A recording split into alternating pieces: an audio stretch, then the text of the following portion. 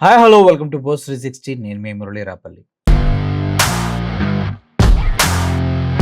ప్రపంచవ్యాప్తంగా ఇంటర్నెట్ విప్లవం వచ్చిన తర్వాత సోషల్ మీడియా విస్తృతంగా డెవలప్ చెందుతూ వెళ్తూ ఉంది.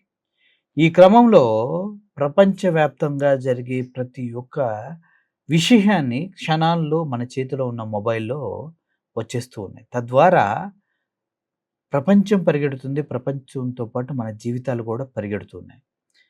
వ్యక్తిత్వ వికాసంతో పాటు మానసికంగా రుగ్మతలకు కూడా ఈ సోషల్ మీడియా చాలా చాలా కారణమవుతుంది. చాలా కుటుంబాలు నాశనం అయిపోతూ ఉన్నాయి. ఫోన్ పట్టుకొని వదలకుండా పిల్లల జీవితాలు పాడైపోతూ ఉన్నాయి. అదేవిధంగా పెద్దవాళ్ళు కూడా ఈ ఫోన్‌లో ఎవడో పరిచయం అయితే వాటితో కొన్ని అక్రమ సంబంధాలు ఏర్పడి వాళ్ళ జీవితాలు నాశనం చేసుకుంటూ ఉన్నారు. ఇలా చెప్పుకుంటూ పోతే సోషల్ మీడియాతో ఎన్ని ఉపయోగాలు ఉన్నాయో అన్ని అనర్థాలు కూడా ఉన్నాయి. కానీ ఆ సోషల్ మీడియాని ఉపయోగించే వాడి చేతిలోనే అంతా ఉంటుంది. కొంతమంది కేవలం ఒక మొబైల్ పెట్టుకొని ఇన్‌స్టాగ్రాము, చిన్న చిన్న షార్ట్స్ అవి ఇవి చేసుకొని లక్షల్లో సంపాదిస్తూ ఉన్నారు. మంచి ఫేమ్ సంపాదిస్తూ ఉన్నారు. అది ఇన్‌స్టాగ్రామ్ రీల్స్ చూస్తూ కొంతమంది పనులన్నీ మానేసి ఇంట్లోనే మొగుడికి కనీసం వంట కూడా వండి పెట్టినోళ్ళు చాలామంది ఉన్నారు. ఇలా చూసుకుంటూ పోతే సోషల్ మీడియా ఇంపాక్ట్‌ని తగ్గించే క్రమంగా దేశాలేమన్నా చర్యలు తీసుకుంటాయంటే, మన ఇండియాలో అయితే కొన్ని సైట్‌లని, కొన్ని వెబ్‌సైట్‌లని, కొన్ని గతంలో టిక్‌టాక్ లాంటివి బ్యాన్ చేసిన ఘటనలు మన ఇండియాలో ఉన్నాయి. అయితే ఈ సోషల్ మీడియా వల్ల అనర్థాలొస్తున్నాయని ఆలోచించినటువంటి నేపాల్ గవర్నమెంటు వాళ్ళ కంట్రీలో చాలా, చాలా, చాలా సోషల్ మీడియాస్‌ని కంప్లీట్‌గా బ్యాన్ చేసేసింది. అందుట్లో యూట్యూబ్ ఉంది, స్నాప్‌చాట్ ఉంది, ఫేస్‌బుక్ ఉంది, ఇన్‌స్టా ఉన్నాయి, అదే ట్విట్టర్ ఇయన్నీ ఉన్నాయి. వీటన్నిటిని కూడా వాళ్ళ కంట్రీ నుంచి బ్యాన్ చేయడం జరిగింది. దగ్గర దగ్గర ఒక 17 రకాలైనటువంటి సోషల్ మీడియా ప్లాట్‌ఫార్మ్స్‌ని.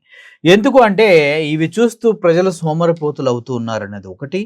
తద్వారా దేశంలో ఉన్నటువంటి వాస్తవాలు బయటకు వెళ్తున్నాయని ఇంకొకటి. ప్రజలు పనులు మానేసి సొల్లు కబుర్లు చెప్పుకుంటున్నారనేది ఇంకోటి.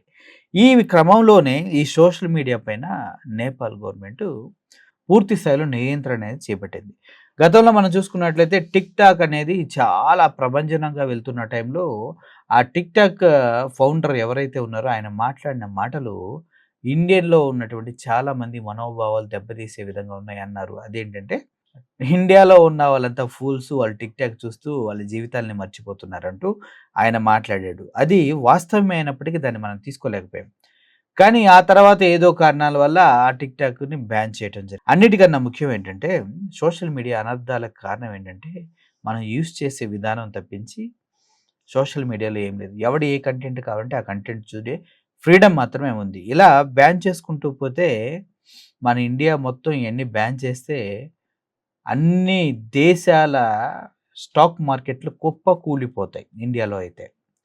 ఎందుకంటే దగ్గర దగ్గర 90,00,00,000 మంది మొబైల్ ఫోన్స్, మొబైల్ యూజర్స్ ఈ సోషల్ మీడియాల పైనే బ్రతికేస్తూ ఉన్నారు. వాటిని చూస్తూనే జీవితాల్ని సర్వనాశనం చేసుకుంటున్నారు. ఇందుట్లో చూసి కొంతమంది తప్పులు చేస్తుంటే, కొంతమంది ఒప్పులు చేసుకుంటూ కెరియర్‌ని ముందుకు తీసుకెళ్తున్నారు.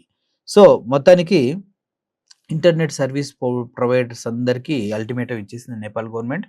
ఈ ఎవరైతే ప్రాపర్ రిజిస్ట్రేషన్ చేసుకోకుండా విచ్చలవిడిగా ఛానెల్స్ పెట్టేసి యూట్యూబ్ ఛానెల్స్ కానీ, ఇలా ఫేస్‌బుక్ పేజెస్ కానీ పెట్టి ఆళ్ళ గవర్నమెంట్ మీద కానీ అలా తప్పుగా మాట్లాడుతూ ఉన్నారో, లేదంటే ఆళ్ళ దేశానికి సంబంధించినటువంటి చాలా విషయాలు బయటకు వెళ్ళేలాగా చేస్తున్నారో, దాన్ని చూస్తూ యువత అదేవిధంగా గృహిణులు తప్పుదారి పడుతున్నారన్న ఉద్దేశంతో ఈ మొత్తాన్ని బ్యాన్ చేసినట్టుగా సమాచారం.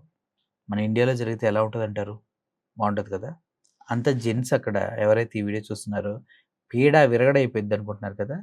Thank you for watching this video. Murali signing off. Thank you so much.